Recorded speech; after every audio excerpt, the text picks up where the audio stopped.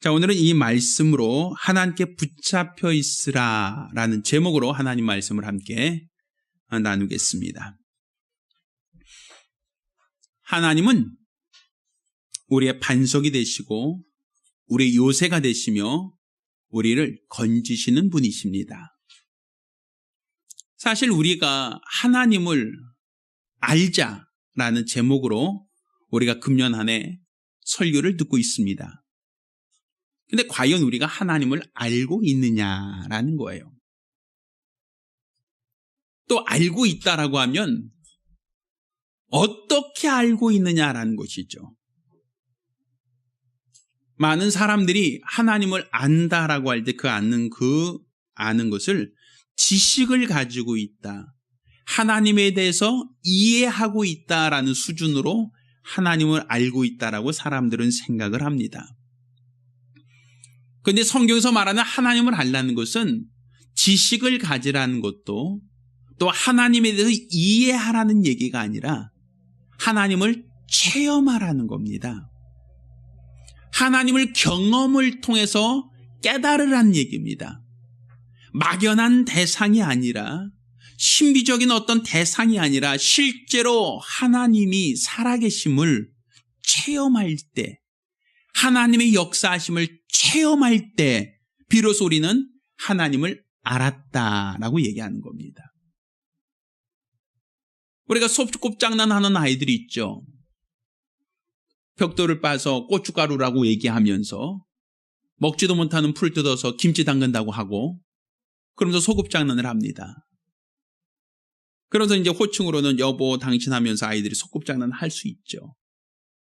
그렇지만 그 아이들은 실제로 결혼한 게 아니에요.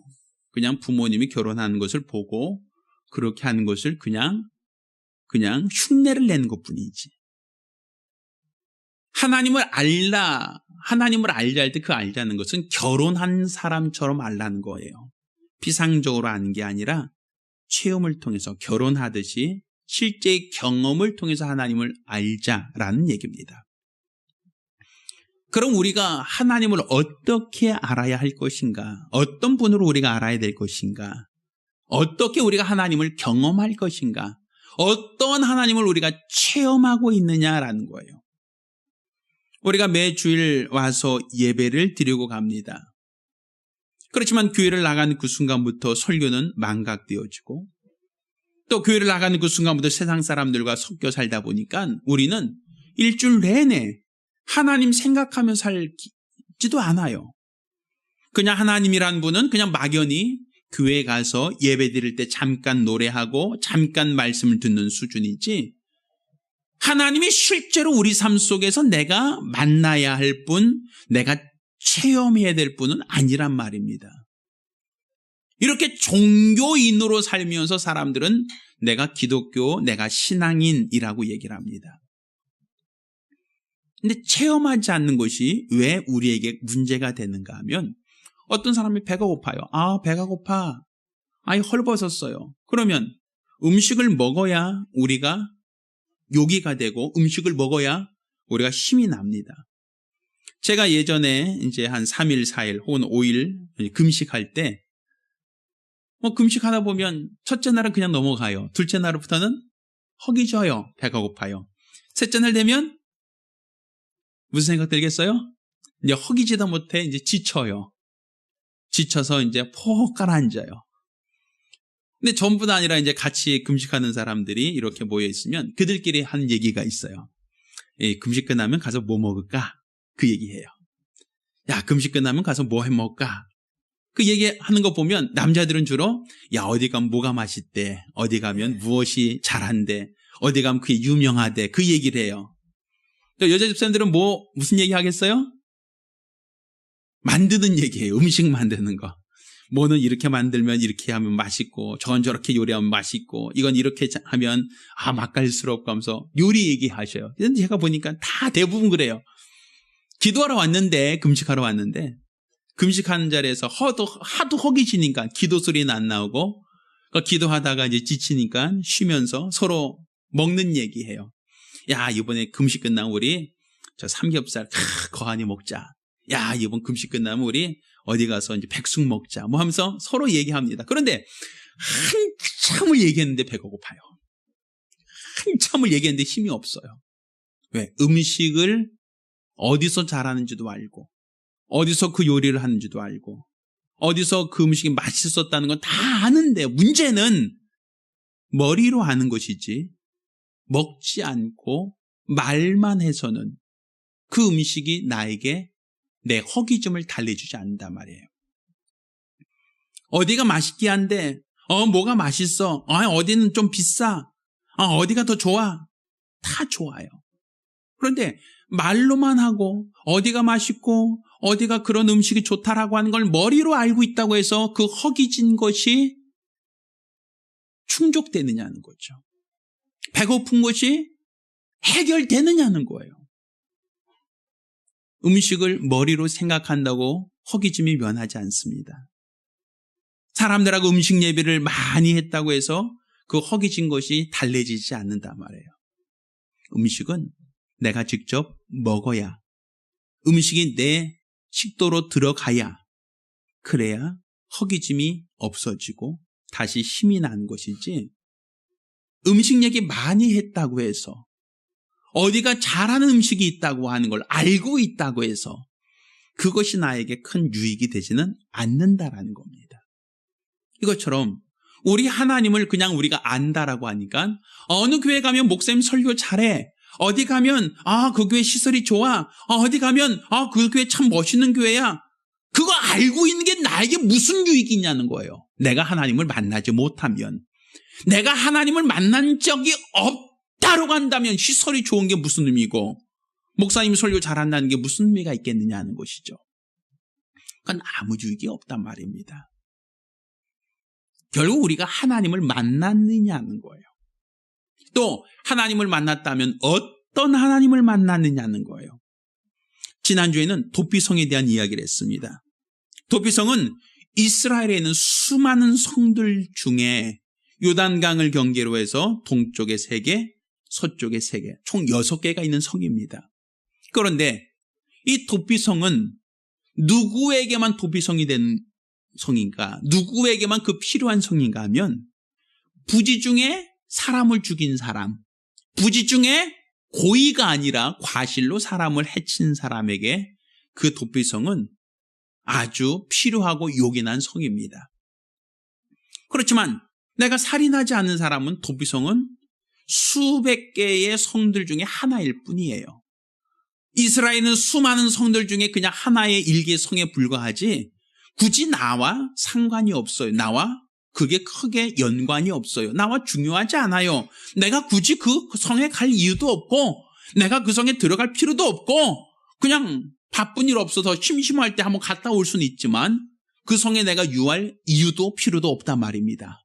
그렇지만 누구에게는, 죄를 지은 자에게는, 부지 중에 살인한 사람에게는 이 도피성은 수많은 성들 중에 하나가 아니라 내가 살기 위해서는, 내가 살고자 한다면 이 도피성은 내가 반드시 들어가야 할 성이 됩니다.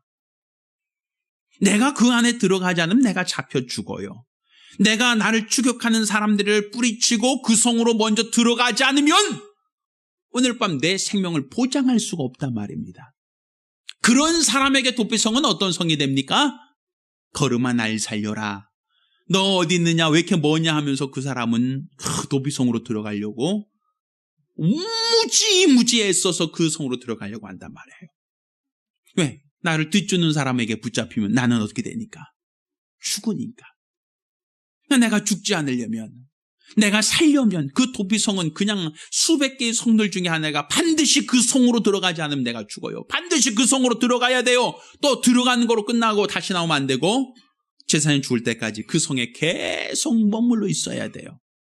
좁고 시설이 험하고 또 거기 불편하고 그것은 전혀 상관없어요. 그 성은 내가 살기 위해서는 반드시 들어가야 할 성, 반드시 그 안에 머물러야 할 성이 된버립니다. 그러니까 이 도피성은 누구에게만 도피성이 되는 겁니까? 내가 죄인이다라는 것을 자각한 사람에게만 도피성의 의미가 있는 거예요.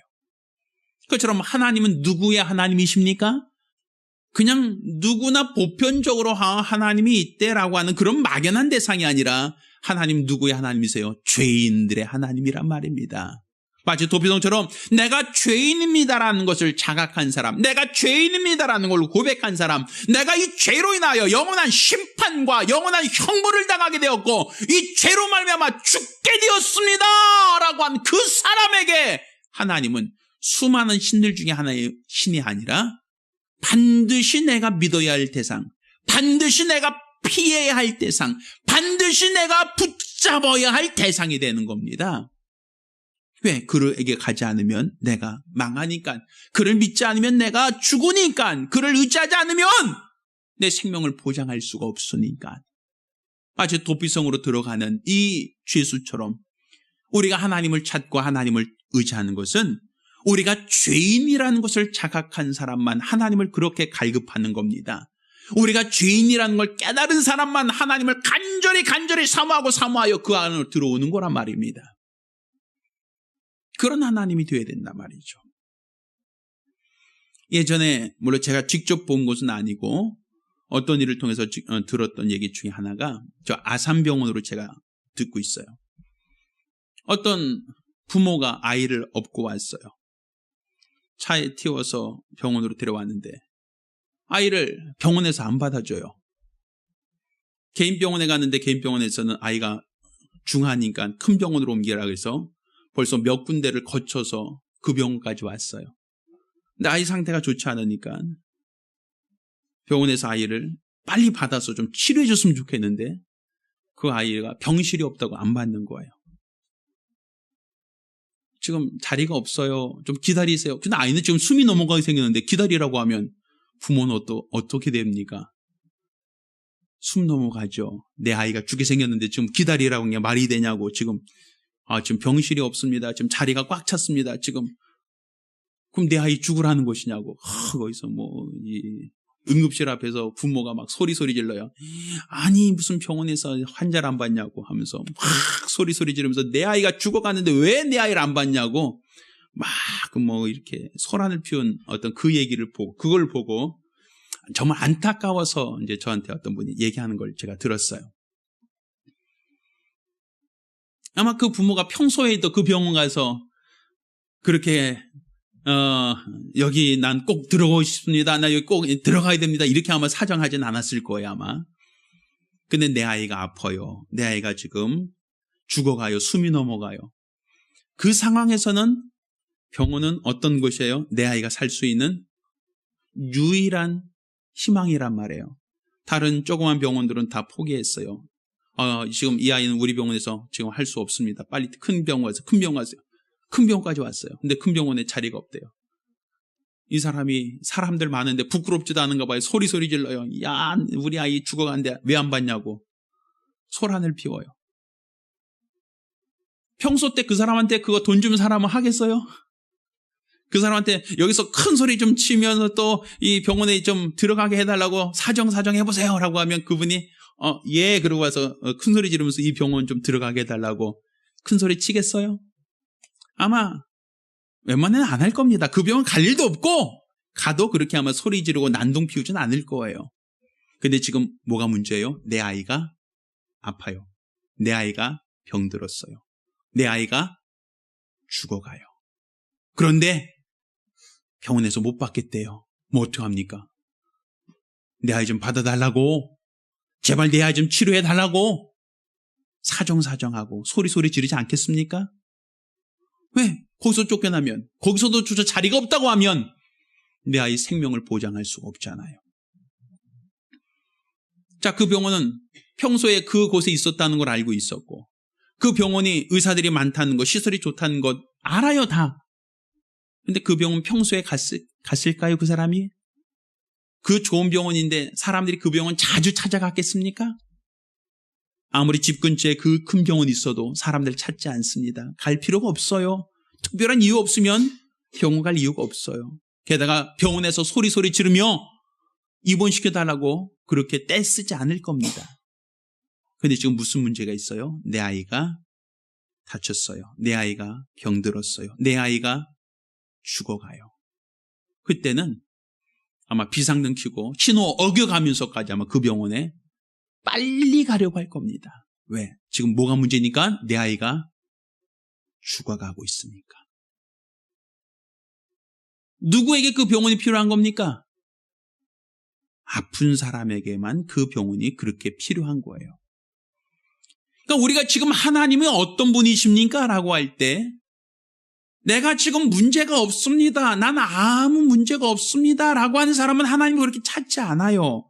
하나님을 의지하지도 않아요. 하나님을 사모하지도 않아요. 하나님께 갈급하지도 않아요.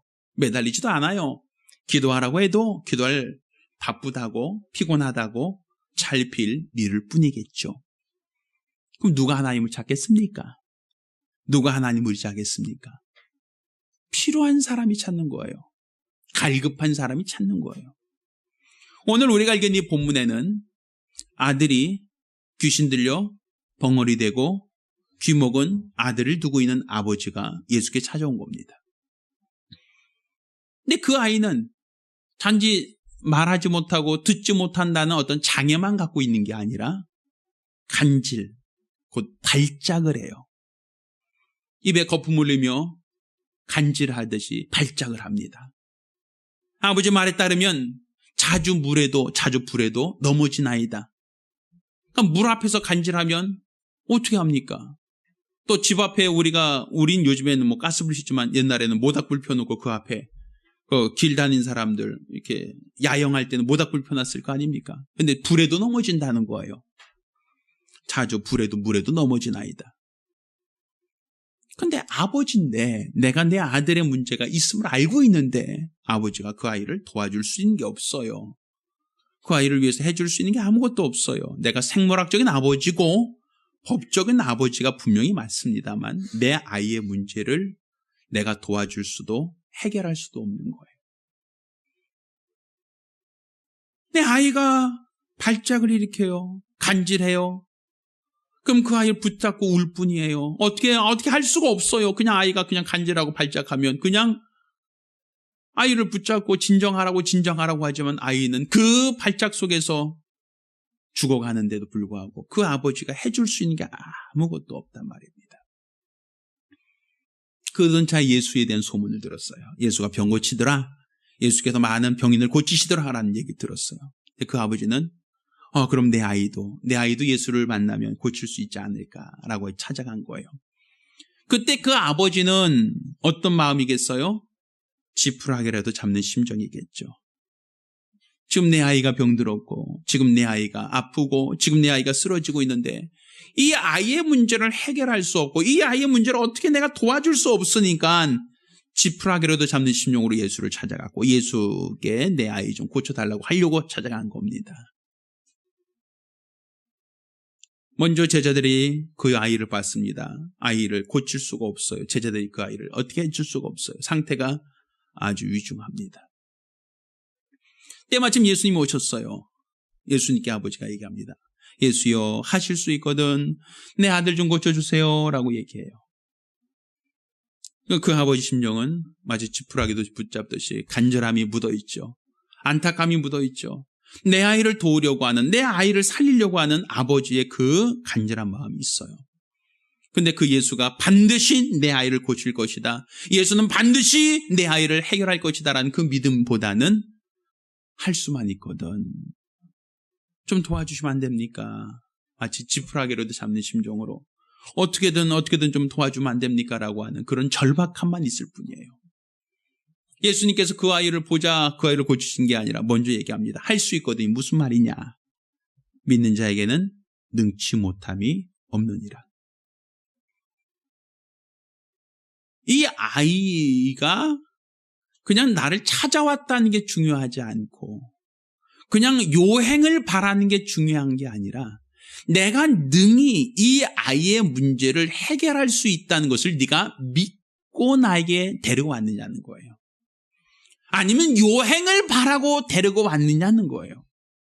단지 요행을 바라고 나에게 데려왔다면 이 아이는 그냥 요행을 따라서 안 되면 그만두고 라고 얘기가 될 겁니다.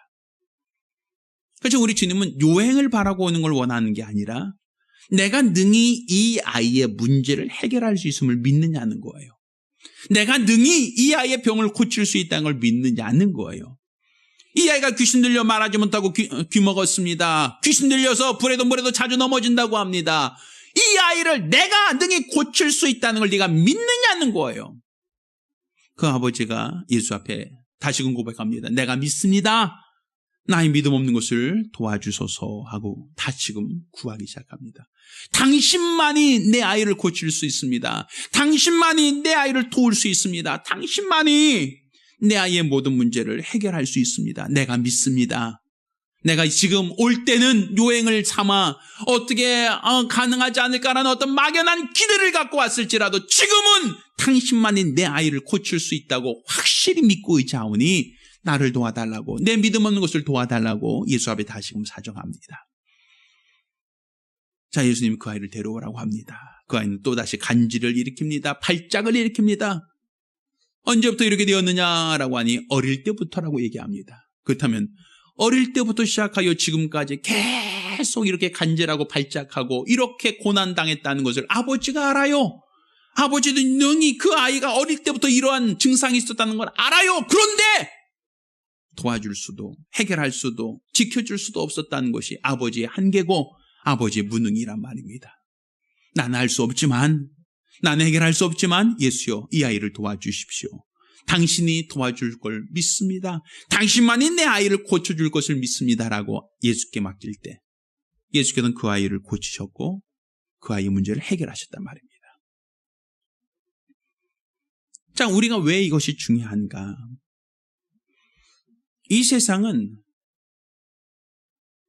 우는 사자처럼 원수들이 삼킬 자를 찾고 있는 것이다라고 베드로전서 5장 8절에 얘기하고 있어요. 그 성경이 이렇게 얘기하죠. 근신하라, 깨어라, 너희 대적 마귀가 우는 사자처럼 삼킬 자를 찾고 있다라고 얘기하죠. 성경은 이렇게 우리 눈에 보이지 않지만 원수들은 활동하고 있어요. 그들은 첫사람 아담 때부터 그를 시험하여 그를 선악과를 따먹게 한 자들이고 또 종식도록 배로 기어다니면서 흙을 먹으라는 그 하나님 말씀대로 그들은 우리 육체를 먹잇감으로 알고 삼키려고 한 자들이란 말입니다. 또한 우리가 교회 안에 있는 사람이라 할지라도 밀가부로도 우리를 청구하고 있다라고 되어 있으니 밀가부로 난이 뭐예요? 우리 옛날에 해보셨죠? 키로 키질한다 그러죠. 이게 오줌 쌌을 때 쓰던 거. 키질 왜 합니까 이거? 키질하는 이유가 뭐예요 이거? 알곡과 쭉정이를 구분할 때 키질해요. 왜? 같이 올려놓고 키질하면 알곡은 무거우니까 남아요. 그런데 알곡이 들어있지 않은 쭉정이들은 다 바람이 날려서 바깥으로 떨어지죠. 그러니까 후후 불면서 이렇게 타면 어떤 쭉정이는 떨어지고 알곡만 딱 남게 되잖아요. 지푸라기라든지 이런 거 쭉정이들은 다 떨어지고 알곡만 남잖아요. 이걸 키질이라 그래요. 그럼 왜 그 키질을 합니까? 하나님은 원수에게 우리 인간들을 시험할 수 있는 자격을 줬어요. 무엇과 무엇을 구분하려고? 알곡과 쭉정이를 구분하기 위해서. 그래서 욥의 고난도 욥이 이와 같이 얘기합니다. 하나님, 저가 까닭없이 저렇게 잘 섬기는 게 아닙니다. 저에게 고난을 주십시오. 그럼 분명 하나님을 저주하면 떠날 것입니다. 그래 한번 키질해봐라. 그가 알곡인지 쭉정인지 알게 될 것이다. 그에게 고난이 찾아왔어요. 키질을 하고 있어요. 그 역시도 하나님을 비방하고 하나님을 변명하며 하나님을 떠난다면 그는 역시 뭐였어요? 쭉정이었겠죠. 그렇지만 고난이 찾아왔고 환난이 찾아왔지만 끝까지 하나님을 배반하지 않고 믿음을 배반하지 않아요. 뭐란 얘기예요? 알곡이란 얘기죠. 결국 그 키질을 통해서 그가 쭉정이가 아니라 알곡이다라는 것이 드러나죠. 그러니까 원수들은 이렇게 우는 사자처럼 삼킬 자를 찾아요. 밤낮으로 쉬지 않아요. 또 할 수만 있으면 믿는 자, 택한 자라 할지라도 밀가루로도 청구하며 그들이 실족하기를 기대하고 있고 넘어지기를 기대하고 있어요. 그걸 우리가 원수에게 속을 수 있어요. 원수 때문에 고난당할 수 있어요. 원수 때문에 시험당할 수 있고 원수 때문에 아플 수 있단 말입니다. 그럼 그때 우리 누굴 찾을 거냐는 거예요.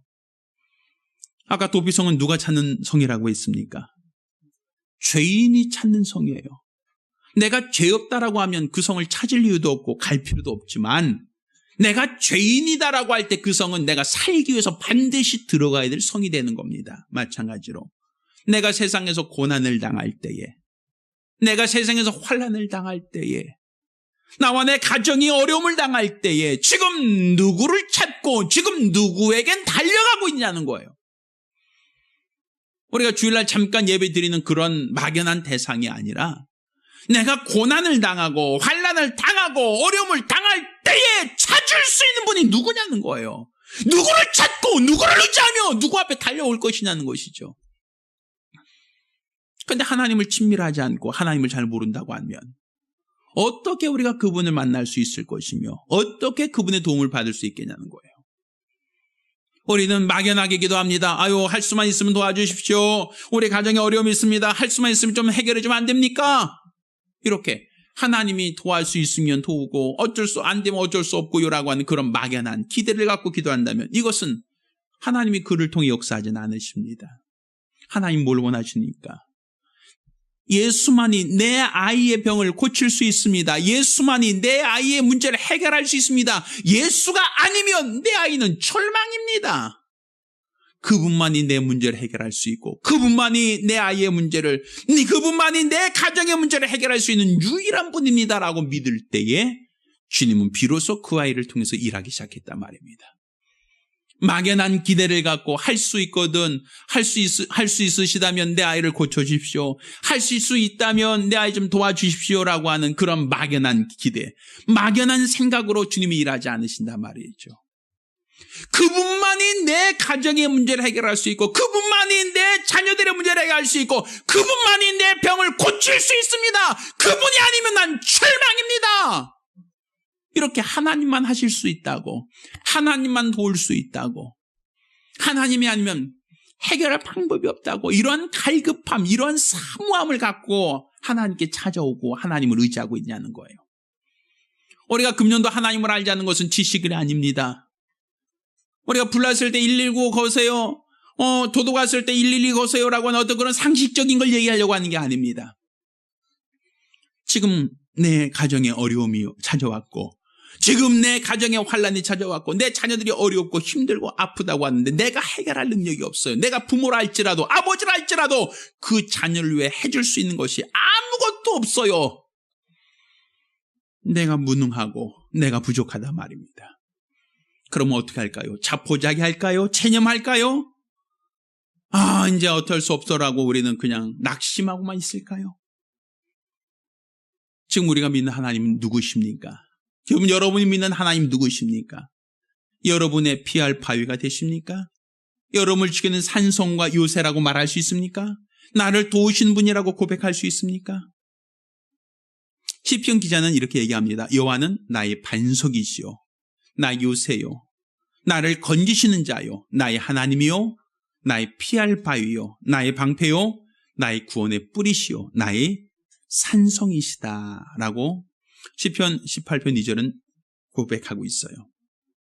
그냥 하나님을 그냥 막연한 대상이 아니라 실제로 그분이 나의 반석이요 나의 요새요 나를 건지시는 분이요 나의 하나님이요 나의 피할 바위요 나의 방패요 나의 구원의 뿌리요 나의 하나님, 나를 도우시는 분, 나를 지키시는 분, 이러한 믿음이 있을 때 하나님께로 피하여 들어가는 겁니다. 그러한 믿음이 있을 때 하나님을 의지하는 겁니다. 그런 믿음이 없고서는 하나님은 그냥 막연한 대상, 여러 신들 중에 하나, 여러 종교 중에 하나의 종교일 수밖에 없는 겁니다. 우리가 하나님을 알자는 것은 하나님을 체험하자는 겁니다. 내 가정에 문제가 생기고 내 직장에 어려움이 생기고 환난이 생겼을 때 그냥 지나가면서 그냥 막연하게만 기대하는 그 대상이 아니라 나를 도와줄 수 있는 실제적인 분이라는 것을 믿으시길 바랍니다. 그 아이 아버지가 아이를 들쳐업고 병원에 와서 내 아이 좀 살려달라고 할 때 그분의 심정은 작은 병원 들려봤어요. 거기서 못 고친다고 합니다. 다른 병원 또 들려봤어요. 거기도 안 된다고 합니다. 큰 병원으로 가라고만 합니다. 지금 여기서 안 받아주면 내 아이 죽습니다예요. 그 아버지의 절박함이라는 것은 여기가 아니면 내 아이가 죽습니다예요. 내 아이 좀 살려달라는 거예요.